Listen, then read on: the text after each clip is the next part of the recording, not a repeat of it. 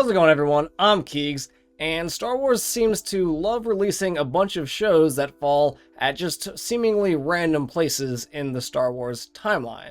So I wanted to take some time today and talk about and clarify where the show Andor is going to be taking place within the Star Wars universe.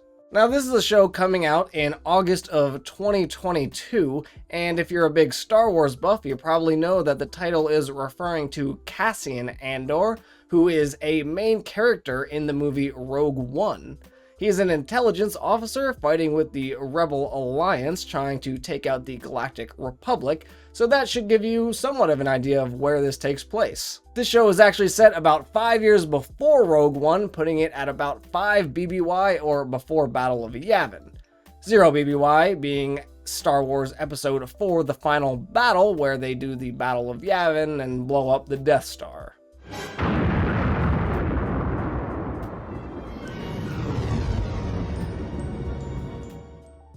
Cassian Andor was born in 26 BBY, which is going to put him at about 21 years old at the events of the show Andor.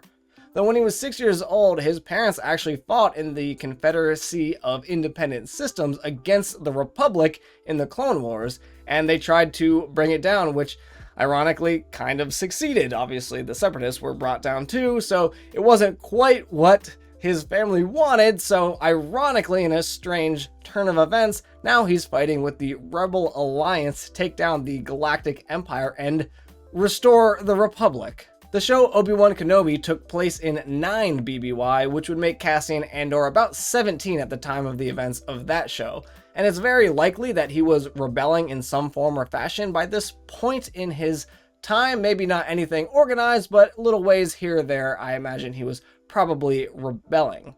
And in that show, they introduced the planet Daiyu, which is kind of a sleazeball of a planet, and since we know that Cassian Andor is an intelligence officer, he's basically a spy, it would make sense that we might actually see him return to that planet in the upcoming series, I would think, because it seems to fit his vibe a lot, and it seems like there's a lot of intelligence that could be gathered on that planet. And we know that this show is taking place at almost the exact same time as the events of Season 1 Star Wars Rebels, so I would not be surprised at all if we saw some familiar faces from the Spectre team of Star Wars Rebels.